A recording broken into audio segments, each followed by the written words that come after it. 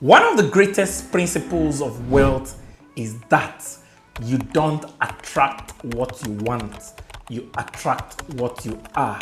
And the more you become, the more you can attract. And one of the best definitions of wealth is the ability for you to live wealthy on your personal resourcefulness. So wealth is personal, and you can never make money above your self-worth. So the more your self-worth increases, the more your wealth increases. And that's the realm of sustainable wealth.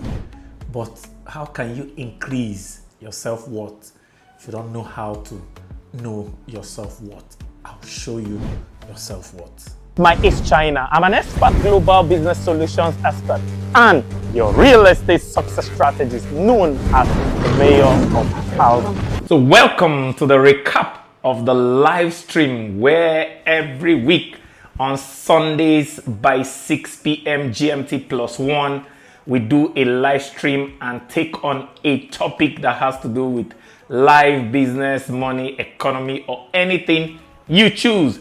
And for 1 hour every Sunday, I take 30 minutes to address the topic and 30 minutes to answer any questions, whether related to the topic or any other questions you would have loved to ask me in the comments below. And after that, I'll ask a question, and the 10 fastest fingers to answer that question correctly get to win 30,000 naira, because we are 30,000 subscribers on this channel. And by the time we get to 40,000 subscribers, you get to win 40,000 naira for 10 people every Sunday, because in this channel, we are building the most educative and the most generous YouTube channel in Africa, where we want you to learn and earn.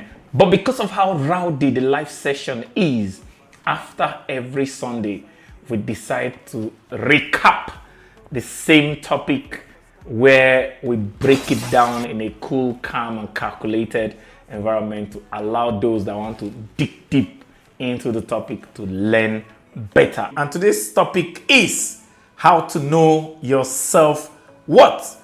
Yes, this changed my life when I knew it, because one of the greatest things that would make or mar your life is the standards you set for yourself. Because as Tony Robbins famously said, our life wealth is determined by our life standards. So the standards you set for yourself is also the standard you set for your wealth. Show me your self standard and I'll show you your wealth standards. So for you to know your self-worth is very important, and if you don't take that journey of self-discovery, you will not be able to build sustainable wealth. And before you tell me that the law of association is stronger than the law of self-worth, I'll tell you that value can be destroyed or multiplied in association, but value can only be created in introspection.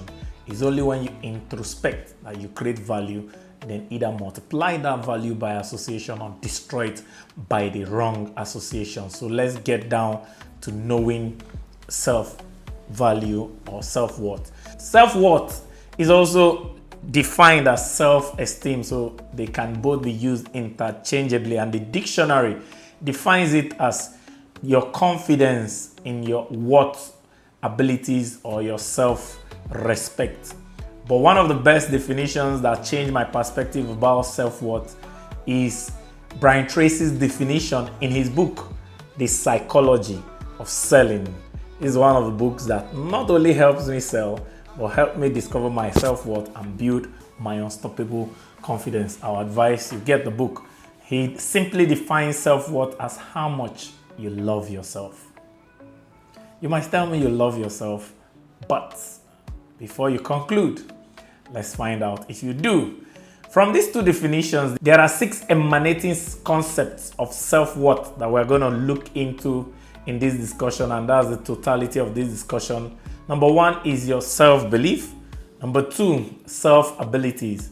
Number 3, self-respect. Number 4, self-love. Number 5, self-value. And number 6, self-mastery. So we take it from the top. Self-belief Self-belief is who you believe you are and how you see yourself, your confidence, and your inner certainty, your certainty of your identity. Many people don't believe in themselves, and that comes from low self-belief. And one of the greatest self-belief is not just your belief in your identity, but your belief in your ability, because most identities are tied to ability. If you believe you're an amazing footballer, how do amazing footballers carry themselves? What kind of food do amazing footballers eat? So how do amazing footballers train? So identity and ability are so tied to self-belief, because you are whatever you believe you are. And I have a quote that says, choosing your exceptional fuels or inhibits your success. When you believe others are exceptional and you are not, it inhibits your success. When you believe you are exceptional, it fuels your success. And most people, you just tell them something amazing and they say, no, that's not for me, that's for special people. So if you believe you are not exceptional, of course, you're not going to try to do exceptional things. And one of the most exceptional things you can do is to take responsibility for your life, your eternal locus of control. How are you yourself in the midst of crisis? Because Ralph Waldo Emerson once said that to be yourself in a world constantly trying to change you is the greatest achievement. So your locus of control, being yourself, how you make decisions and follow through. Indecision, in one of the greatest books of success written, Think and Grow Rich, indecision was identified as one of the greatest and highest causes cause of poverty. So it is when you believe in yourself that you can take strong decisions and have strong self-competence or efficacy, and you can now pursue mastery. It's when you believe you can be the best that you actually pursue the best. When you believe yourself to be a master, you can actually pursue mastery. And then when you believe in yourself so much, you'll be able to take risk, and you are unfazed by the risk, because you know that however it turns out, you'll still be you. Those that have low self-belief and are uncertain about themselves, they are so afraid of risk because they believe that their maybe identity, their life, their self-worth depends on the outcome of the opportunity. But those of us that have self-belief believe we are the opportunity. So even when the opportunity fails, we know we will not fail because we can keep going. So we have high ability to take risk, but appropriate and calculated risk. The second concept of self-worth is self-ability. Your skills, your coping, your capacity to act in the world. This is very important because without abilities, you are not yourself. Because your truest self is the self that can do something. So if yourself can do nothing, yourself is not yourself. So Confucius says, he that says he can and he that says he can't are both usually right. So if your self-concept is that you cannot, you're right. If your self-concept is that you can, you're right. So in terms of abilities, don't believe you cannot, because there is no human being that does not have ability. Only discovered and undiscovered ability. Instead of saying you lack ability, say you are yet to discover your ability, and keep searching until you find your special ability, because everybody has got one and some blessed people have more than one. The second self-ability concept is you have to accept and learn from honest feedback. You have to also regulate your emotions. That means whatever feedback people give you does not affect your emotions negatively. As a matter of fact, the more negative the feedback, the more appreciative your emotions for that feedback. And then self-abilities gives you the confidence to bounce back. It gives you this resilience and adaptive coping, that you know that you can cope with everything, and it gives you this confidence that makes you to say, like Paul in Philippians 4:13, that I can do all things. So when you say I can do all things, it means that no matter the outcome, you always bounce back. Another part of the self ability is you practice physical self-care. You have the ability to take care of yourself. You sleep well, you exercise well, you eat well, and take care of your sleep, movement, and nutrition. And then you don't compare yourself with others negatively. You compare yourself with others objectively and positively, because very few people ever get to the maturity level to positively, constructively compare themselves to better people who inspire them to growth and positive ambitions. If your comparison leads to envy and depression, you are not matured. But if it leads to inspiration and motivation, you are matured. So that's the second concept. The third concept of self-worth is self-respect. Self-respect is how you demand dignity for yourself in relationship and choices, because nobody can ever respect you more than you respect yourself. And one of the greatest sources of self-respect is what you personally celebrate and what you personally tolerate. Because whatever you celebrate, you accelerate. Whatever you tolerate, you proliferate. So it's very important. And if you respect yourself, you set and enforce clear boundaries. One of the greatest source of respect is boundaries. If you have no boundaries, you have no self-respect.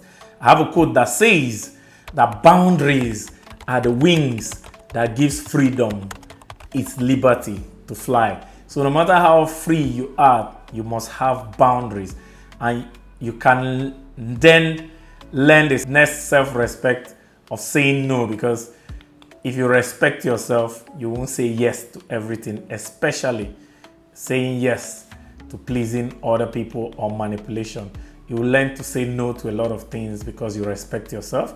If you respect yourself, you maintain healthy, reciprocal relationship. Those that respect themselves don't allow themselves to be shortchanged or put in relationships that they are unappreciated or their gestures are unreciprocated. So if you respect yourself, you won't tolerate places where you are not celebrated or reciprocated. If you respect yourself, you maintain financial autonomy and practice realistic money management principle. One of the greatest congruence of money and self-worth is self-respect. Because one of the greatest things that will make you lose your self-worth, cheapen your self-worth, is where you have to compromise your self-worth for money. So if you respect yourself, you want to put your money in order so that you don't have to beg somebody for money or work for somebody for money on the person's terms that are below your life standards. So financial freedom is one of the best and the greatest ways to show self-respect.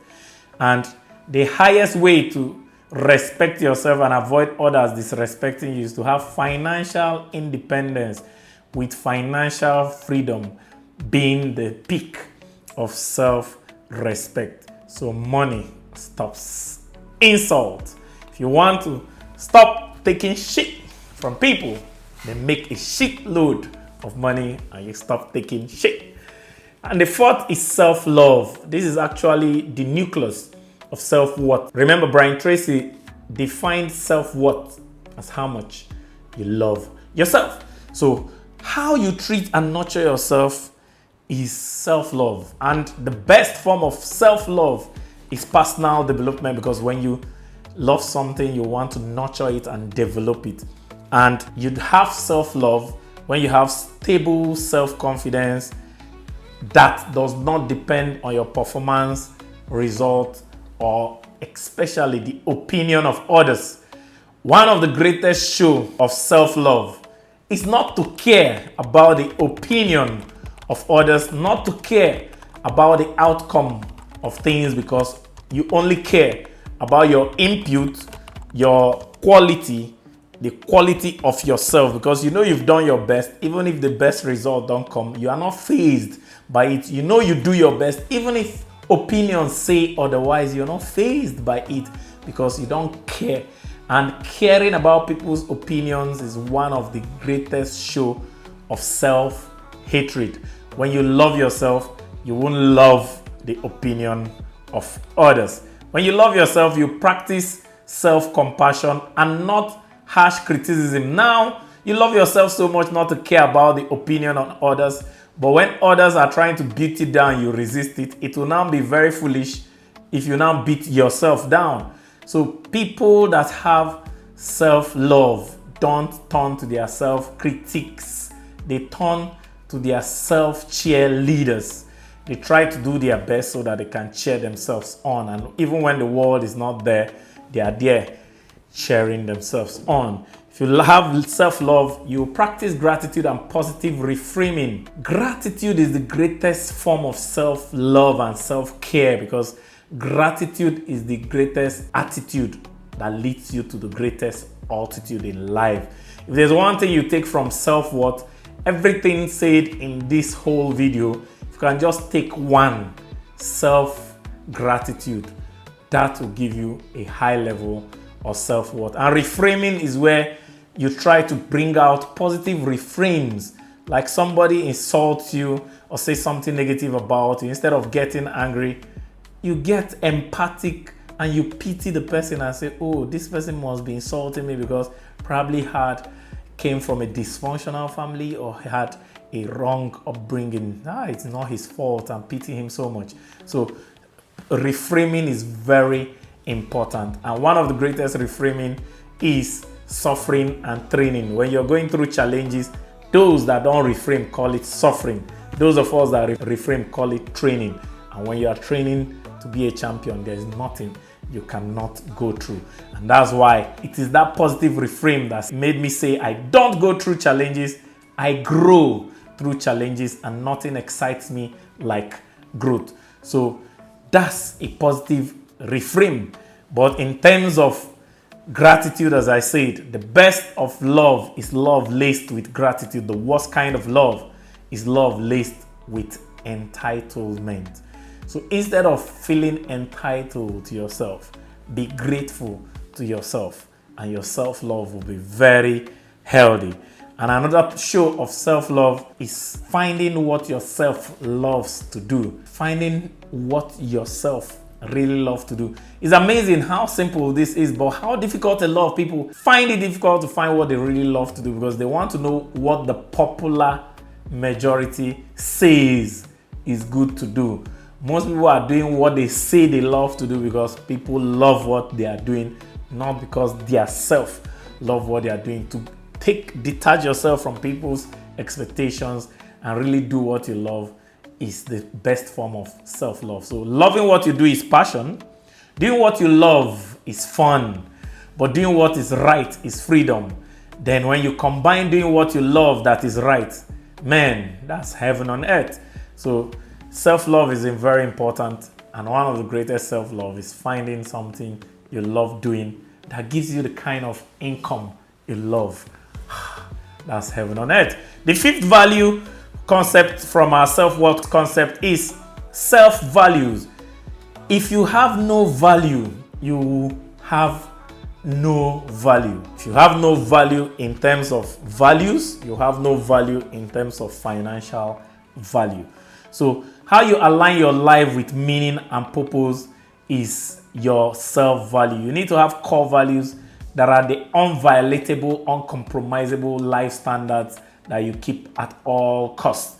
And true happiness is only a byproduct of genuinely seeking the true happiness of others through a purposeful, passionate service to many. So if service to many is a value to you, because as Zig Ziglar said, service to many leads to greatness. If that's a value to you, we'll see it in how passionate you serve people. So you need to find your why for doing things, your values that are your why for doing this, because the bigger and stronger your why, the easier your how. And only men of purpose can be fulfilled.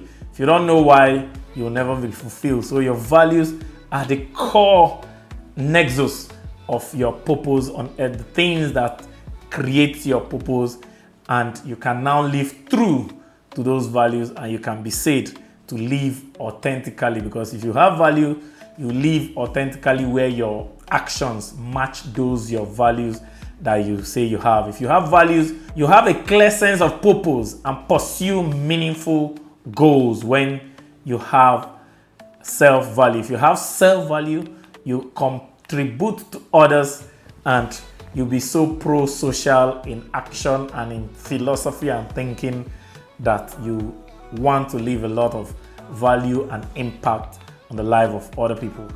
And the sixth and the last concept is an integration of all the concepts, an integration of your self-belief, your self-ability, your self-respect, your self-love, and your self-values into a consistent daily habit that will help you become a master of you.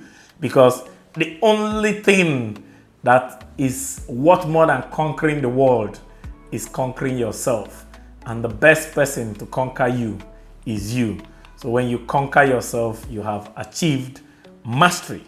Now I have a quote that says, the two strongest demons in the world are fear and greed. Conquer them and you've conquered half of the world. Conquer the third demon and you've conquered the whole world. And the third strongest demon is self. Masters have conquered themselves. It's yourself that will pull you down into your comfort zone. It's yourself that will talk you down and say you have no worth. It's yourself that will be ridden with fear and wouldn't want to go on. It's yourself that not want to risk. It is yourself that is too weak. It is yourself that gives you excuses in your head. Yourself is the greatest enemy to yourself. So conquering yourself by yourself is the greatest show of mastery. And one of the best ways you can get self-conquest is when you force yourself to do the things you need to do to succeed, whether you feel like doing it or not. And that's repeating actions daily, no matter how yourself feels about it. So repetition is the mother of all skills, and repetition takes courage. Unconquerable repetition takes unconquerable courage, because repetition is mastery. And chasing attention doesn't get you lasting attention, especially in this attention age where attention is now money. But chasing mastery gets you mastery and lasting attention. With repetition, you are sure to get results. With mastery, you become results.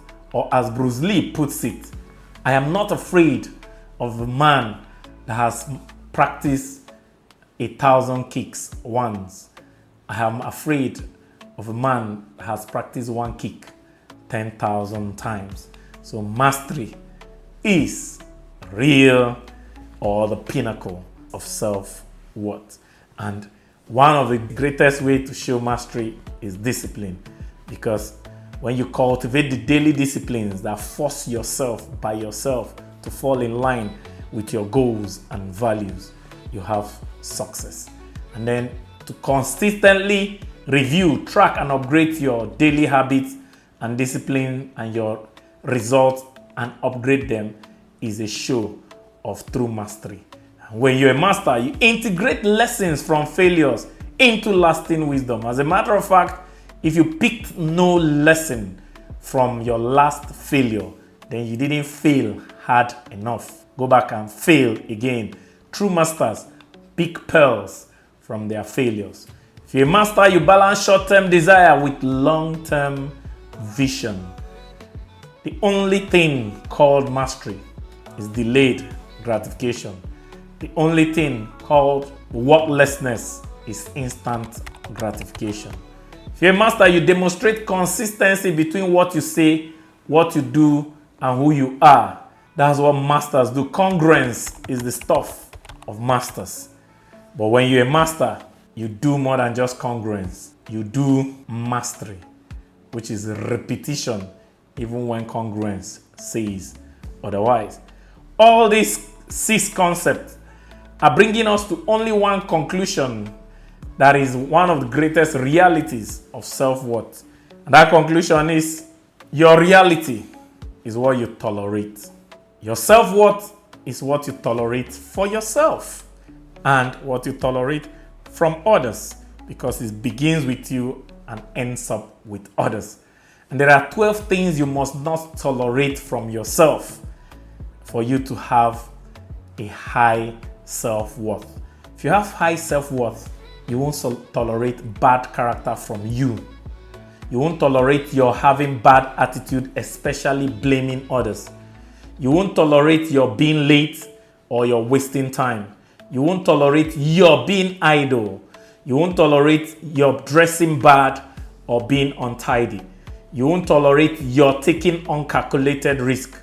You won't tolerate you having money ignorance in this our financial universe. You won't tolerate bad relationships. You won't tolerate no faith from you.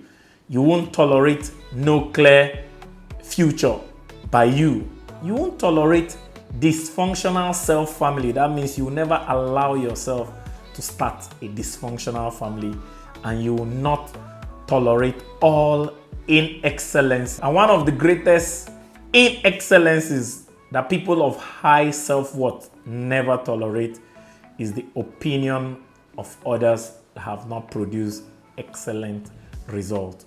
Only those that have produced excellent results are those that can give you valid opinion. And you are what you tolerate. That's the greatest definition of self-worth. Because as Eleanor Roosevelt says, no one can make you feel inferior without your consent. So nobody can touch your self-worth without your consent. You are the one to open the door for them to punch holes into your self-worth by tolerating things that are inexcellent. So self-worth is what you tolerate for yourself. And only the best, most valuable, most loving, most excellent, most respectable, and most noble things must be tolerated for yourself, because you are the best, and only the best will suffice for you to have your best self-worth. And I'll go back to quote a favorite verse from the Bible that says, whatsoever things are true, whatsoever things are honest, whatsoever things are just, whatsoever things are pure, whatsoever things are lovely, whatsoever things are of good report, if there be any virtue and if there be any praise, think on these things. And I dare rephrase, whatsoever things are true, whatsoever things are honest, whatsoever things are just, whatsoever things are pure, whatsoever things are lovely, whatsoever things are of good report and excellent, whatsoever things are of good virtue, whatsoever things are praiseworthy, tolerate these things. So you can only tolerate things that are as written in this verse. So your highest self-worth is at the top. There's no self-worth at the bottom. The only self-worth at the bottom is when you know you are heading for the top, and you have the virtues, the character, the skills, and the passion of those at the top, and you are meant for the top, like a city set upon a hill that cannot be hidden. That's where your self-worth lies, because life is hard at the bottom, harder to remain there, hardest to get out from the bottom, easiest when you get out from the bottom, easy to stay out, but very gruesome to fall back there. So men of self-worth never allow themselves to slip out from the top. Once they get to the top, they keep improving and never allow the wrath of complacency bring them back down from the top. And one of the greatest ways you can build self-worth is to be a giver. So instead of being a go-getter, become a go-giver, and you will find yourself at the top. Because the lowest self-worth is begging, while the highest self-worth is giving. And if you can do that, you get to the top. And when you get to the top, I'll see you at the top, if you dare not to tolerate anything less than the best. Thank you. My name is Maes China. I'm a real estate success strategist and Africa's biggest value monger. And we have found out that the greatest value in the world is learning and earning. So in this channel, we'll be giving you knowledge for you to learn, and we'll be generous with money for you to earn and go become rich. But it starts with subscribing, turning on the notification bell, and if you find value, share it with your friends. Have you subscribed? The society we live in today is just a collection of every self in the society and a reflection of every self in the society. One of the greatest and lowest show of self-worth is not just when we beg, but when we complain and blame another person or another self for the problem we created for ourselves by not knowing ourselves. We're building a society today where every self does not know their self, but blame every other self for the problem that ourselves are going through. We live in a society where we are diamonds. Instead of going around polishing ourselves to be as glittering and as valuable as we are meant to be, we're going around rubbing mud on ourselves, playing in the mud and blaming the mud for our not having value, but we are the ones soaking ourselves in the mud, dipping ourselves in the mud, clinging to the mud, and putting ourselves down into the mud. Self-worth is not a concept. Self-worth is not just a belief. Self-worth is not even a topic for discussion. Self-worth is the value you give to yourself by how you polish yourself through polishing your self-belief, knowing that you are an exceptional. One of the greatest weight or scale of weighing the value of you is the Bible. He said, one soul cannot be exchanged for all the wealth in the whole world. That means you are worth more than all the riches in the whole world. Yet you've reduced yourself that during election in Nigeria, it is painful that we sell our 4 years for 5,000 naira. You've reduced yourself that during exams, you can sell your future for exam malpractice. We've reduced ourselves that during courtships and during relationship, we can sell our womb and our future children for 5 minutes of pleasure because we want to have premature sex. And we have the most derogatory word I've heard in my life called unwanted pregnancy. No pregnancy is unwanted. It's only low esteem people and people that like self-worth that do that. And you are willing to go and risk removing that pregnancy and removing your womb and your future because your future is so worthless to you, you can trade it for 5 minutes of pleasure. Lack of self-worth is that the white man said something that if you want to hide something from a black man, put it in the pages of a book. And he does actually put it in the pages of a book. And you refuse to read those books because you are so worthless. You want to be like the insult you are insulted. My people say the greatest lack of self-worth is for you to become what you are insulted to be. Somebody insults you to be ignorant. The greatest way to shut them up is for you to be knowledgeable. But if you turn out to be as ignorant and they insulted you, it is not an insult, it was a statement of fact. Lack of self-worth is you are worth 10 naira, but you are willing for people to come and pay you 100 million because you create the facade of value. You create a fake front of value. And we do that a lot on social media and different platforms. That instead of putting effort to build our abilities, build our values, and build mastery of our skills, we put effort to build facade, build a false narrative, and we are happy when that false narrative is selling. lack of authenticity. And the greatest is self-deception, when you know you are not it and you pretend to be it and you are celebrated for being it and you accept it. But the one that has kept Nigeria on his knees is that we tolerate anything. Self-worth is simply what you tolerate, and it starts from what you tolerate of yourself. Tolerate yourself coming late. Tolerate yourself being idle. When I left the secondary school, I could not tolerate being idle for just 4 months because I had 9 A's in my SSC and had 235 or 45 in my JAMB then. And I already had automatic admission, but to wait 4 months for school to resume doing nothing was not tolerable by my level of self-worth. And I couldn't find a decent job. I went to work in a block industry because my self-worth could not accept idleness.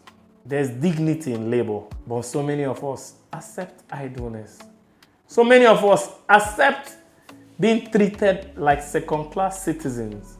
So many of us accept lack of financial intelligence. We accept so many things, and we expect to be treated with respect when we don't respect ourselves. The only value you will ever get is how you value yourself. And Eleanor Roosevelt said, nobody can make you feel inferior without your consent. It is how inferior you already made yourself feel before another person tried making you inferior. That is the reflection of how inferior they make you feel. It has come to the level in Nigeria that our lives no longer matter. They are just an index or number. Anything happens to you, nobody cares because you also don't care. I've come to care about myself so much that if there's any excellence in Nigeria, not only will I look for it, but I'll become it. If there's any value in Nigeria, not only will I look for it, but I'll become it. If there's any exceptionality in Nigeria, not only will I look for it, but I'll become it. And when I become it, I'll only tolerate those that are it for us to be the best thing to ever come out of Nigeria. And I'll never tolerate being treated less than it. That is self-worth. And don't expect anybody to treat you better than you treat yourself. Start taking yourself seriously, because all the wealth in the world cannot be compared to the value of you. But if you don't value you, nobody will value you. So you heard it. Self-worth is becoming the best, tolerating only the best. And if you do that, not only will you have the highest self-worth, but you have the highest life quality, and life will be easy. To see another video that shows you how life can be easy for you with a high self-worth, click on the link above and I'll see you on the other side. Hey, Lele, it is super duper amazing that you found my content valuable enough for you to watch till the end. Only 5% of exceptional people do that. You're exceptional and I deeply love and appreciate you. Hey, Lele, don't just watch to learn, watch to take action. And the first action is subscribe and hit the notification button so you don't miss any of our daily value action. Remember, only doers are winners.